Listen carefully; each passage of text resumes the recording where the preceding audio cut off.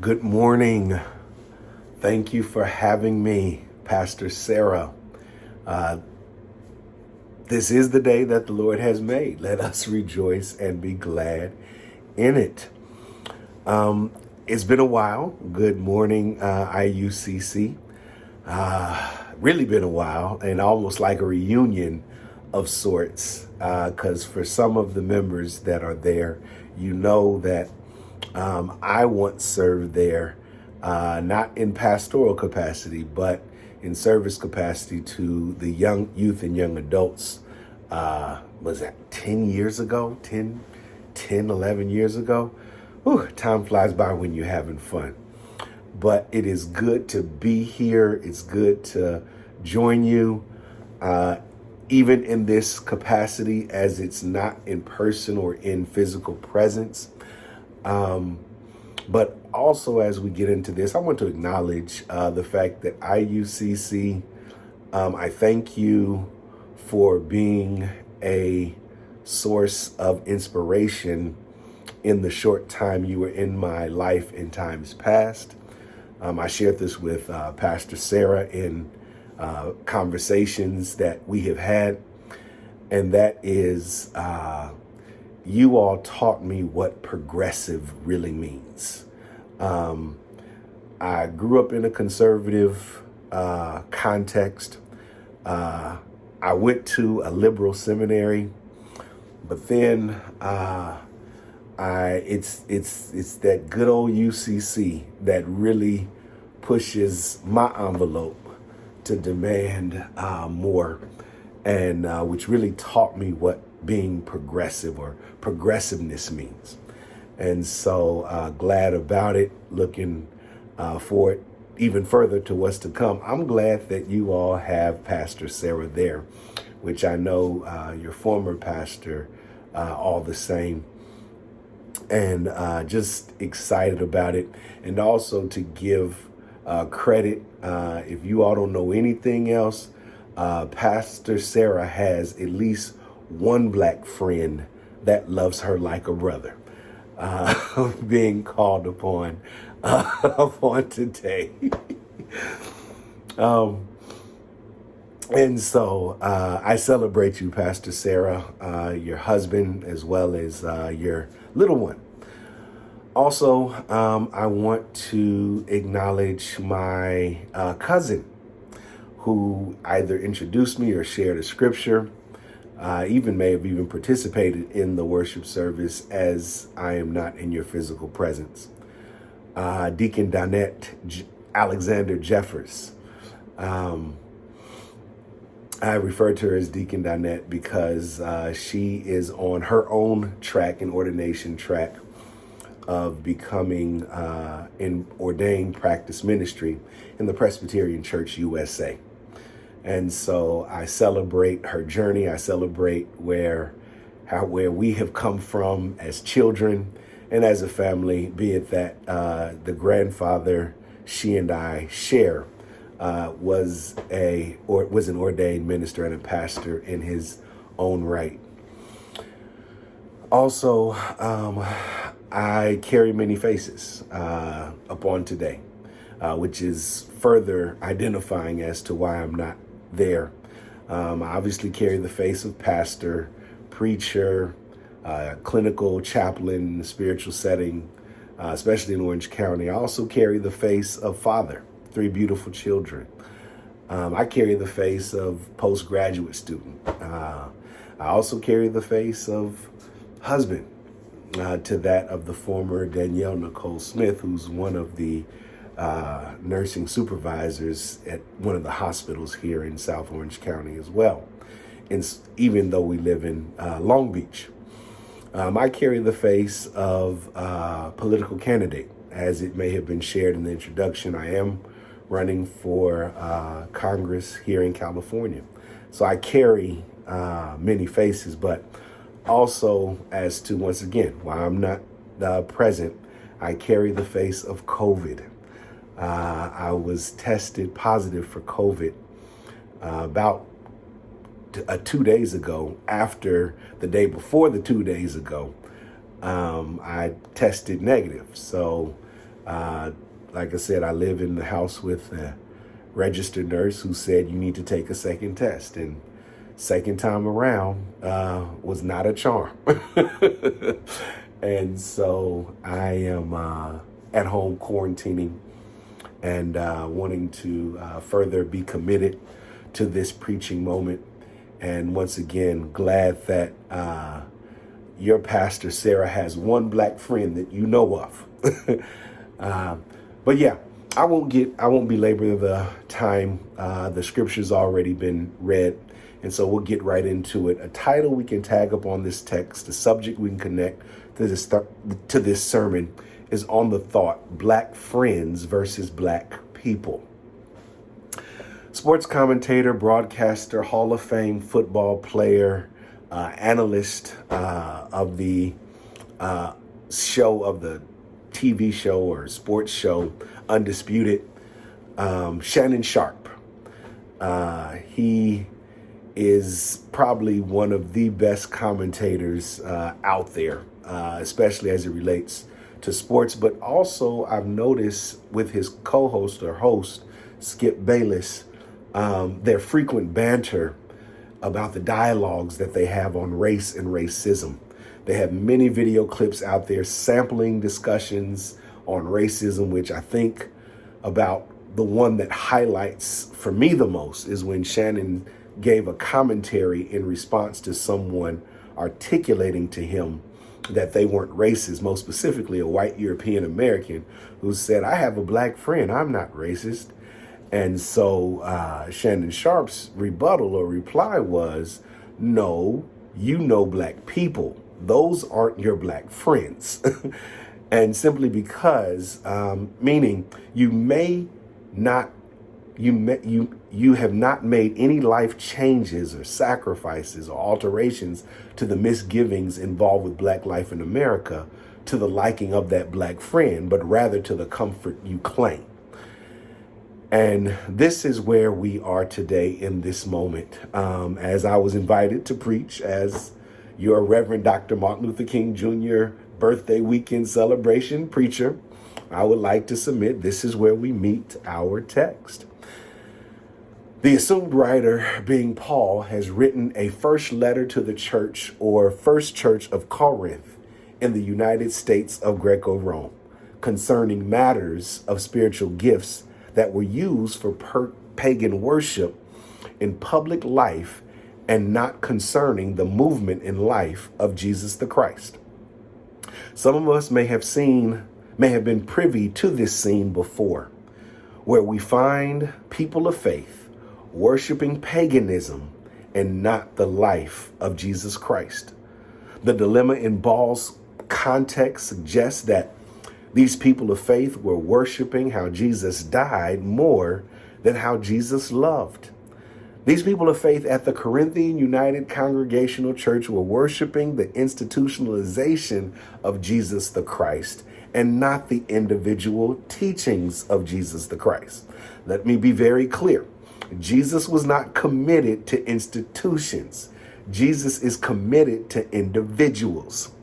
Paul in our scripture lesson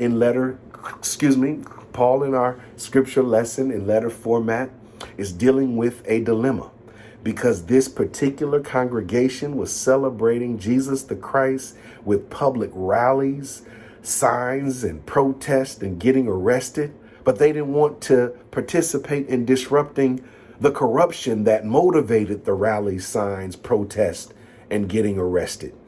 It is my sanctified imagination that the people Paul was writing to liked minority faces in high places, but the circumstances of minority people never changed.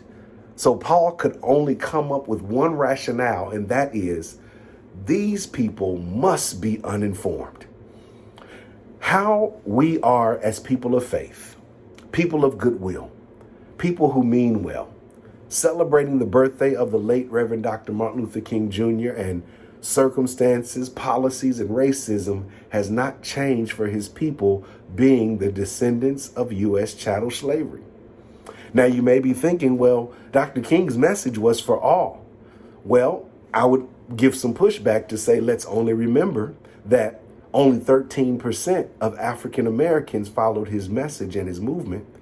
And when he died, he did not die as a lauded man, but a registered enemy of the United States of America. He was fighting for the descendants of U.S. chattel slavery, most specifically to be economically included in these yet to be United States of America. I would like to invite us to examine the scripture lesson that we have heard for our edification prior to me speaking. And I would like for us to examine the why, how, and what to do about our current situation and highlight the dilemma, demands, and deployment of phrases that the writer of the scripture lesson has identified. Dilemma. One of the sayings being idols that could not speak, idols that could not speak.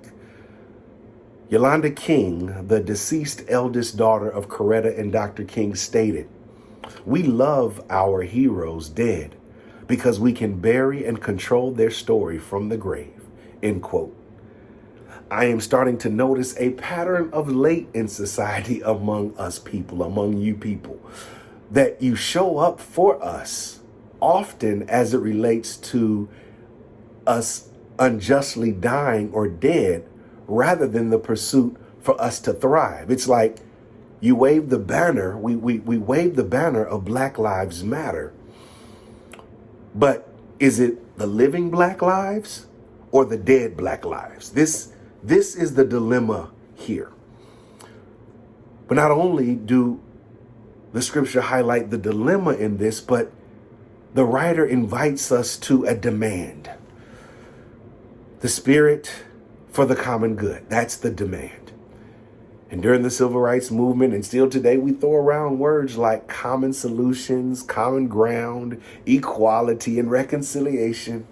Unfortunately, these words have not led to the progress we assumed, nor even fit what Dr. King was fighting for or against. He states in one of his infamous speeches, especially dating back to 1963, when he preached at the Riverside Church in New York City, he states that the three major evils in American society is militarism, capitalism, and racism. All three of these evils are very much alive and well and thriving today.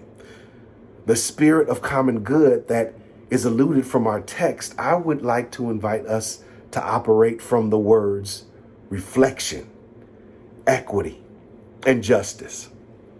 We will never attain common ground as a society if we continue to ignore the words that I had earlier mentioned. Those words being reflection, equity, and justice. We have no working concept to even build upon when it comes to common ground, equality, and reconciliation. Our society, unfortunately, breeds so much standardization of whiteness and anti-blackness, which I'm barely scratching the surface on that short proposal, because we have not even touched on, or I have not even touched on, the issue of nuanced understandings of blackness that is happening in real time in our current society right now. In order for me not to digress, the last point I would like to lift up that is alluded in this text of what we've identified as the dilemma, and also we see the demands, but there's deployment here. Our scripture suggests that the demands are involving the dilemmas and demands involving the spiritual gifts also need to be deployed. And these spiritual gifts that need to be deployed from this particular faith community is not to seek profit from it. Hence, if you read the next chapter of this same letter, you will get the whole love speech of chapter 13. But what is most exciting about the invitation that God gives in this text is this. This is an invitation. God is leaving it to your choice and for you to choose how to deploy your spiritual gift that you have with your privilege in an unjust, unfair, racism-ran society. You can choose to provide pro bono work as a lawyer to assist a person of King's culture to fight against racism. You can choose to provide pro bono work in IT to assist a person of King's culture to fight against racism. You can choose to provide pro bono administrative oversight to assist a person of King's culture to fight against racism. You can choose to provide pro bono accounting work to assist a person of King's culture to fight against racism. You can choose to provide pro bono finance to assist a person of King's culture to fight against racism. You can choose to fight against racism by supporting policy efforts through comprehensive reparations. I mention all of those items because, as I shared before, I am a face of a political candidate, which all of those services are currently being provided to me for free and in pro bono capacity. And to be clear, racism is individualistic as much as it is systemic. Scrutinize the system and systems that we're in and learn how you benefit from it in order to discontinue, dismantle, and stop drinking from the cup of denial at the expense of other people's heritage. Now, we may be having some feelings of guilt. You may be having some feelings of shame for past injustices, be it of your own or those you benefit from, which those feelings of shame and guilt should not come to suppression, but should drive us to a future of correction and protection. From listening to this sermon, there may be feelings of guilt and shame that are identified. This is one of the many ways God gets our attention through our feelings. These feelings are not to be ignored. They are to be identified. They're not to be suppressed. They're to be surfaced. The goal to change for the better does not always come from inspiration. It comes from guilt and shame. This is why we practice faith. This is why we profess faith, because sometimes guilt and shame takes us into the place of the unknown, and faith is not made to address not what we know, but what we don't know. I invite you to take this leap of faith. I thank you for inviting me, and I look forward to us coming together in real time and in our physical presence. But I invite you to be my friend, not just to know me as a person. God bless you.